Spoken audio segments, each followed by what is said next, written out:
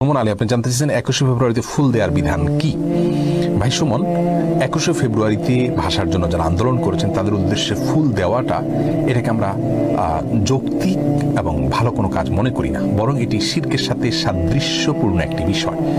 সরাসরি শিরক না হলেও শিরকের সাথে সাদৃশ্যপূর্ণ বিষয়। এখানে সরাসরি শিরক এই জন্য হবে না যে কেউ এখানে ফুল দিয়ে ইবাদত করছে না, বন্দিগি করছে না, কিন্তু যারা প্রতিমাকে পুজো করে বা ইবাদত বন্দেগী করার উদ্দেশ্যে ফুল বা কোনো খাবার দাবার ইত্যাদি প্রতিমা বা এরকম কারোর মাবুদ কোনো মানে মাবুদের উদ্দেশ্যে যারা নিবেদন করে তাদের সাথে এটা সাদৃশ্যপূর্ণ বিধায় আমরা তো বলবো যে যারা ভাষার জন্য আন্দোলন করেছেন, ভাষার অধিকার আমাদেরকে, মাতৃভাষায় কথা বলার অধিকার এনে দিয়েছেন, তাদের জন্য আমরা দোয়া করব, শুদ্ধ পদ্ধতিতে তাদেরকে অবদানকে আমরা স্মরণ করব।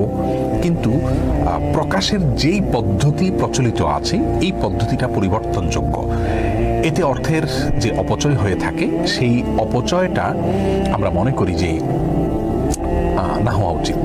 এখানে কোটি কোটি টাকার ফুল দেয়া হয় বেদিতে, এতে কার লাভ হয়? ফুলের ঘ্রাণ তো জীবিত মানুষের জন্য, তারা তো ফুলের ঘ্রাণ পাচ্ছেন না, তাহলে জিনিসটা অযৌক্তিক।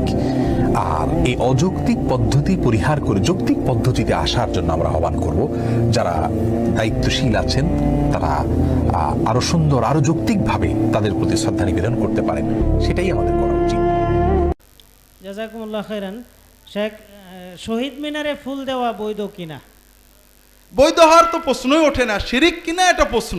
জি, বিষয় হলো শহীদ মিনারে কেন ফুল দেব না, এটা বাঙালি সভ্যতা। বাঙালি কখনো শহীদ মিনারে ফুল দিনি, শ্রীকৃষ্ণও দিইনি, রবীন্দ্রনাথ ঠাকুরও না,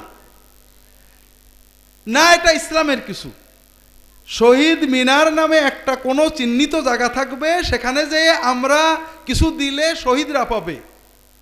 যদি আমি আস্তিক হই তাহলে শহীদদেরকে কিছু দিতে হবে ধর্মের মাধ্যমে।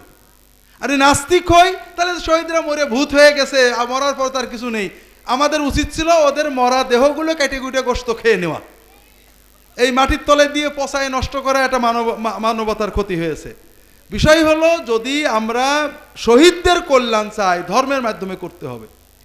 আর যদি শহীদদের প্রতি আমাদের ভালোবাসা চাই, এটার জন্য আরও অনেক পথ আছে। এই শহীদ মিনার বানানো, মিনারে ফুল দেওয়া, এগুলো সব অন্যান্য ধর্মের ধর্মীয় সংস্কৃতি, এই জন্য এটা বৈধ নয়। যারা করেন তারা শিরকি কর্মের অনুকরণ করার কারণে গুনাহগার হবেন। তবে যেহেতু তারা ওখানে কোনো দেবত্বের ভক্তি করছেন না, আশা করি মুশরিক হবেন না, তবে এটা গুনাহের কাজ না।